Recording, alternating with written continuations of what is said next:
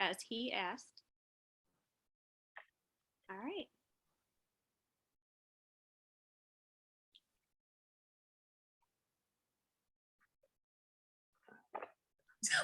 So how are we going to start? I'm still pulling up the. Sorry. Let's introduce ourselves. So my name is Kathleen Quinlan. I am a doctoral candidate at Concordia.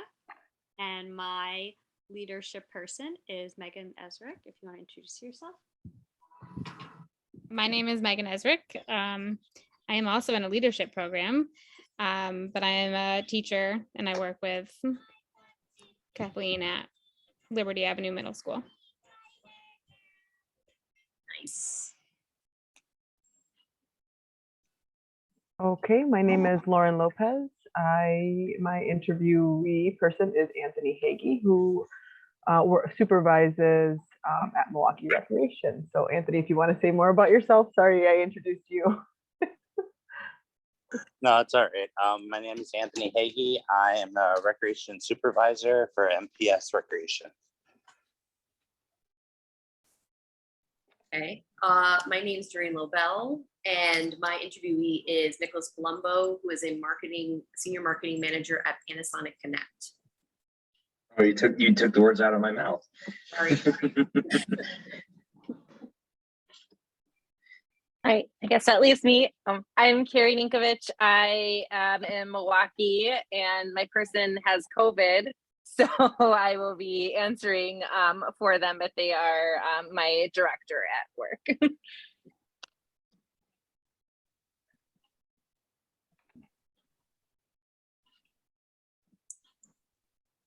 Great. Okay, well, I was going to take a stab at it, but you can feel free to add. So all of you participated in an interview process. So first of all, I want to say thank you for taking the time to do that and to sit down with us and answer these questions. They were really insightful for me because I don't think I mentioned this. Anthony and I actually worked together. So it was really great to be able to learn more about how he sees his role. And I imagine that everyone here probably had that same experience on looking at roles that they're not currently doing right now. So again, thank you so much for doing that. I'm not sure if we want to go through the questions necessarily, but really the 12 questions we're getting at your leadership style and how you develop or coach or work with others as you see your role in your workplace. Anybody want to add to their experience with that?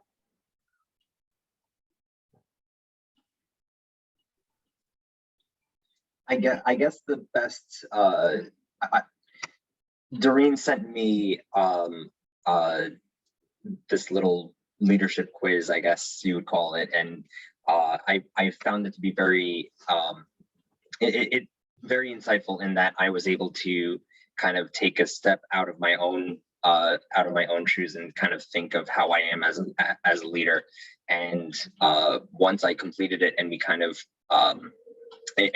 she gave me her responses as well, and we found that we found that we're very similar in terms of our leadership goals and objectives.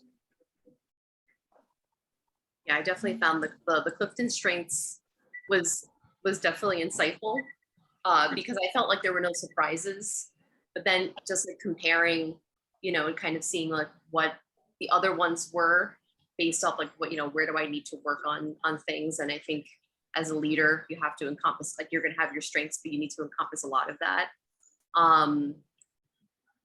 But I mean, I guess, well, I really shouldn't really talk because I'm not really the interview, so I'm going to actually just let someone else speak.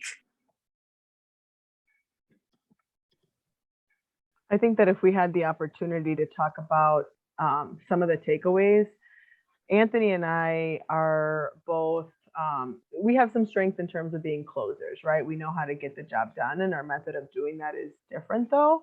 One of the key takeaways that I got from his strengths and from the Q12 that I was able to put together was that even though our strengths are different, that, and Anthony can speak to this a little bit, that his approach is even though one of his strengths, for example, was to be analytical, that his approach to that was still in service. And Anthony, if you can, if you want to speak to that a little bit and why you value that and how that came out in the process.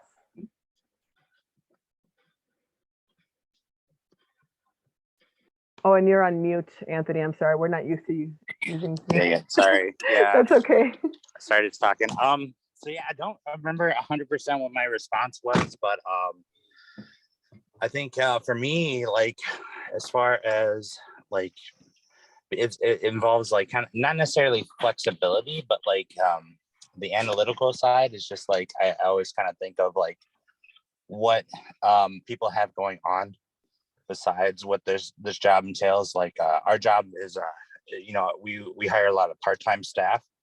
So one of the things that I kind of wonder about with my staff, or at least try to like think about too when communicating with them about hours and times, is what is their day job, how they're working 40 hours a week somewhere else, and then they're coming to us and they work a minimum of 15 hours a week, right? Some work up to 20. So it's like you're automatically putting in extra 60 hours a week, and then it can burn out anybody. So I kind of like think about that, and then also kind of talk to them about what their schedule's like, whether they can commit to that, and then kind of work around that a little bit. And I just want to add, no, and that's Okay. good. And I want to add to that too, because I have some of your answers in front of me here. One of the questions from the survey is, my supervisor or someone at work seems to care about me as a person. And when Anthony answered that question precisely to add to what he says, I actually could hear that was one of his priorities, is to care about his staff, because he asked those active questions of his staff, like what's going on, does your day look like he mentioned, how's your health, how's your family doing, right? All of these things that we've even read as a part of this course is really, was a strength of Anthony's that I was able to see when he answered those questions about how his inclination, even though he's a former Marine, right? There are certain presumptions that we make about people, but he does try to proactively demonstrate with his communication style that he cares about others. It is certainly a priority of mine as well. I work in marketing, and I have a team of about 20 or so. I'm not managing. I'm maybe managing 5 or 6, so only a quarter of the team. But we all have different strengths and different backgrounds. I know myself. I did not come from a electronics background originally, so really all of my marketing strengths, I'm always applying it to the industry that I'm in. And I know that there's others who maybe don't have the marketing wherewithal, but are more are more in tune with the industry. So we all kind of play off of each other's strengths, and with that in mind, when someone maybe is having any shortcomings or is being challenged by something, then we instead of kind of bringing that person down, we all rally together to bring that person up and to have them learn from their mistakes. And I guess I'll kind of, sorry. No, go ahead. I was going to ask.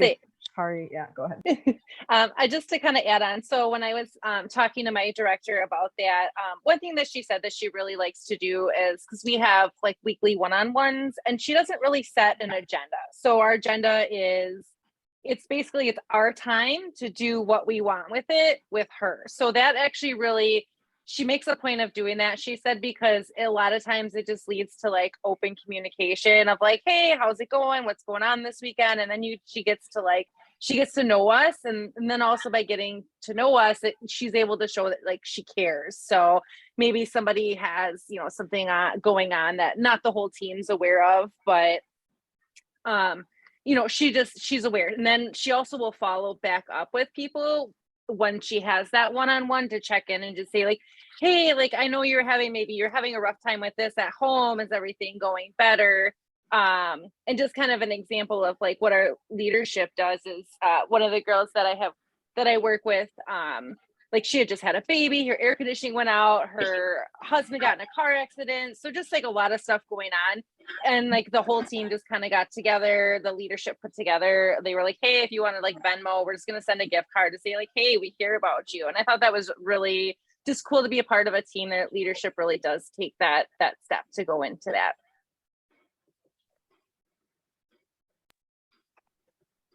As we continue this this conversation, a couple of things that are sticking out to me as I'm listening to Nicholas and Kari, your experience with your person. You know, do you think that that comes from the purpose of the work that allows for them to feel motivated to team build in that way or to care in that way? Or do you think it's just a really a personal drive that people have when you were talking about it? And the reason why I ask is because if I were to help Anthony in this situation prioritize what I perceived how he would prioritize these things, it would be the mission of the work would be a priority. Because so caring about people, the mission of the work, and then helping people grow from their experiences. So do you think that that is driven by the organization in your experience, or is it just your personal mission, your personal values? Oh, sorry. Go ahead. Yeah, No. sorry. No, you first. You first. Oh, I'm sorry. It's like because I'm like speaking for her. So no. So what she had told me, and this actually before I started taking this course, is she was like, because my organization, the first time I've ever been a part of it, we actually do practice servant leadership. So I was starting to learn a little bit about it before I started in the course. So when she said, she's like, we practice servant leadership, but that's more in like the sense of like obviously wanting to serve her team and want us to be successful. And she says she does whatever she can do to help us be successful. But I also think it's, you know, you have like personable, like caring people too, that, you know, you want to be a team and you want to work together. And, you know, essentially like people say, it's your work family. So, and I think that they do generally care about everyone. Piggybacking off of that a little bit, I think for me, I've always been the type of person that I want to. I get frustrated when I hit a challenge, and I really want to kind of take. I really want to learn from it. So I always did really well with leaders and management that kind of adopted that. The jobs that I had that did not go well were the people who really just were, at the end of the day, were looking for the bottom line or looking for essentially a superhero behind a desk. So for me, it's what I looked for back when I was working in my teens and 20s, and now I find that I find a little bit of myself in these in my employees and those that I manage and those that really are striving for what they're looking for, that and trying to learn a lot from it. Then those are the people that I essentially kind of bring under my wing, so to speak.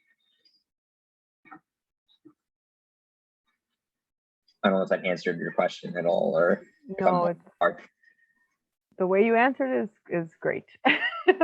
Anthony just also sent me a text right now. So again, I took a lot of notes when we spoke. Anthony, I don't know if you wanted to add to that. Yeah. Okay. Yeah, no, I sorry. I'm kind of bouncing back and forth. So yeah, I think for me, like just kind of building on pretty much what you said. I'm sorry, I forget your name.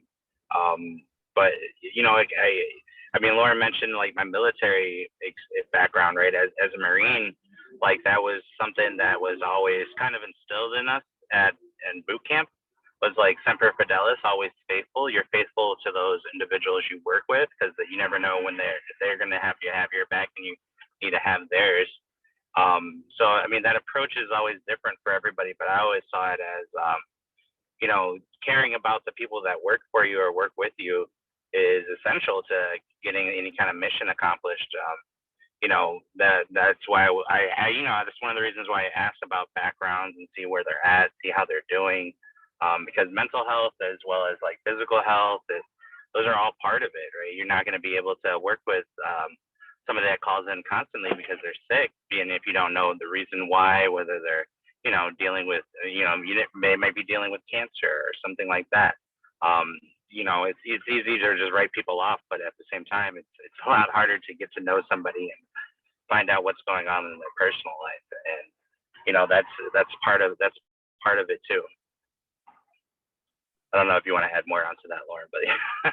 Yeah, no, and going back, I think that was what I admired most about your answers again, because I know you on that level, was that to me, it felt like it was driven from your internal drive, your internal motivation, because sometimes within an organization that could have a lot of challenges, you got to find that motivation internally, right? When you're leading people and working with others. We've all been there. We've all experienced that. So no, I appreciate what you said in that moment, and that's what I at least got from our interview when we sat down together.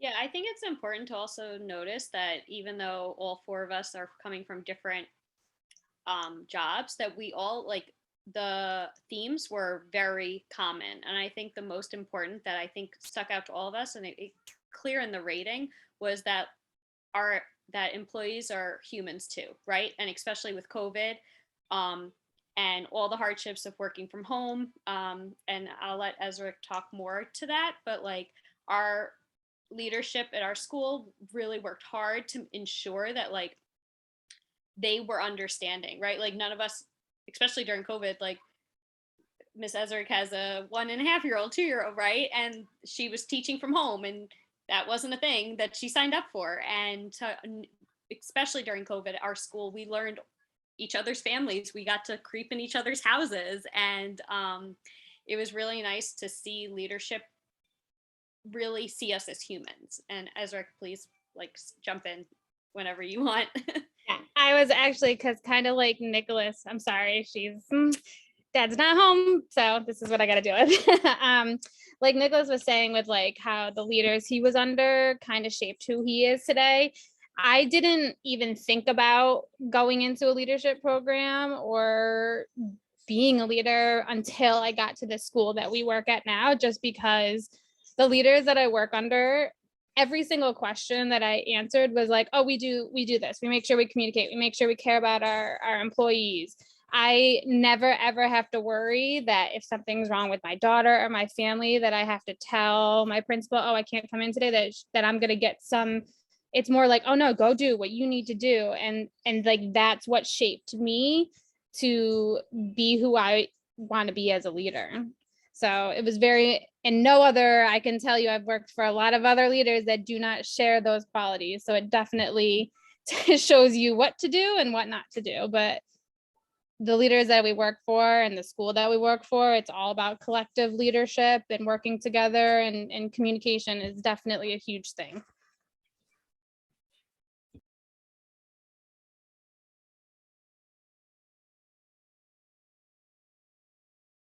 I guess I'm going to jump in here. I was thinking of something that I actually saw on LinkedIn, where I guess now that, we had experience working from home, not anymore.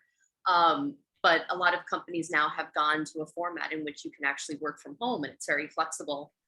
And they were saying that the retention and the turnover rates were completely different when employees were given that opportunity, where they could now go live somewhere else, probably with cheaper rent or property values than you have in New York. And then other companies need their employees come back, and that a lot of those employees were like, okay, I'm just going to find somewhere else to go. As teachers, we don't really have that luxury. I can't really just work from anywhere, because I really do think that the work needs to be done in the classroom.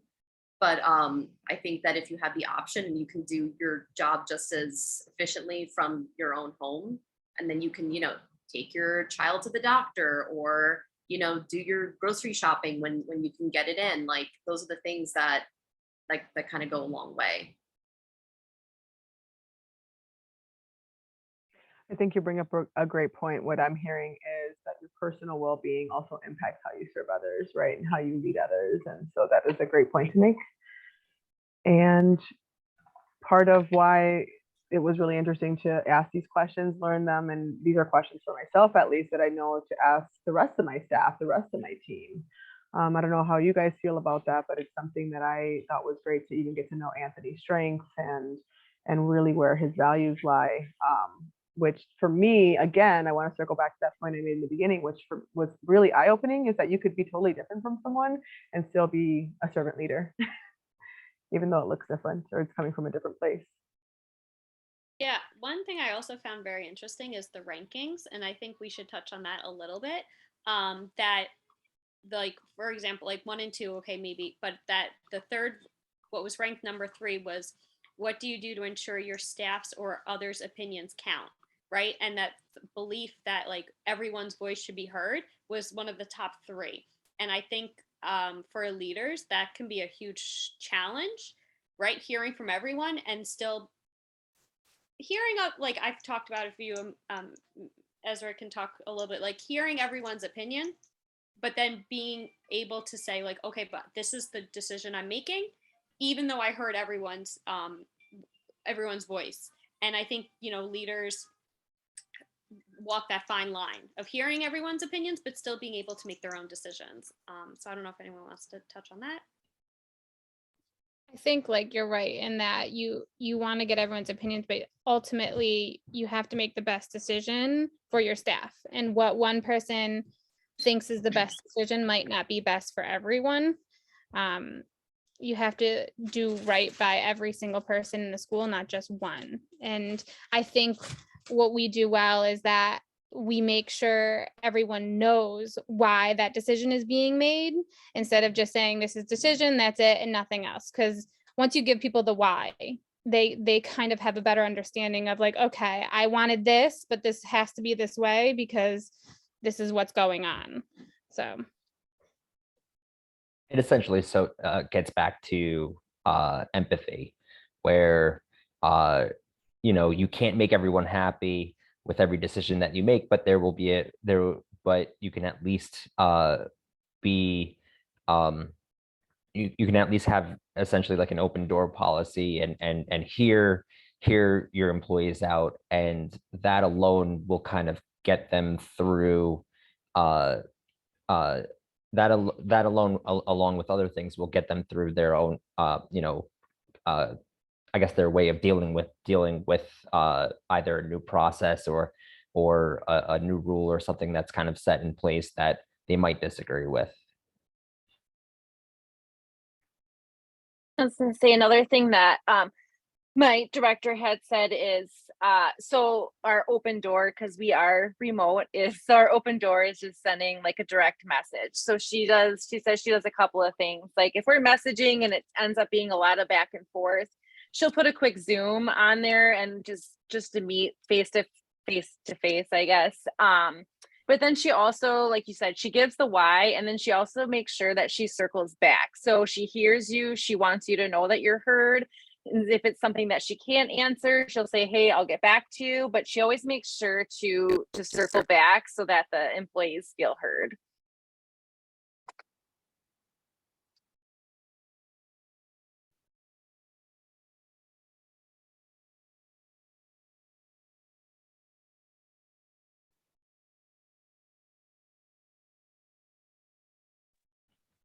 Would it be safe to say that any final thoughts on the rankings or on all of this? Anyone have something else that they would like to share to wrap this up? And I hope whoever watches this got to the end, and we appreciate, like, and subscribe. All right, perfect. Cool. Thank All right. you. I'm gonna stop the recording. Hold on. Okay.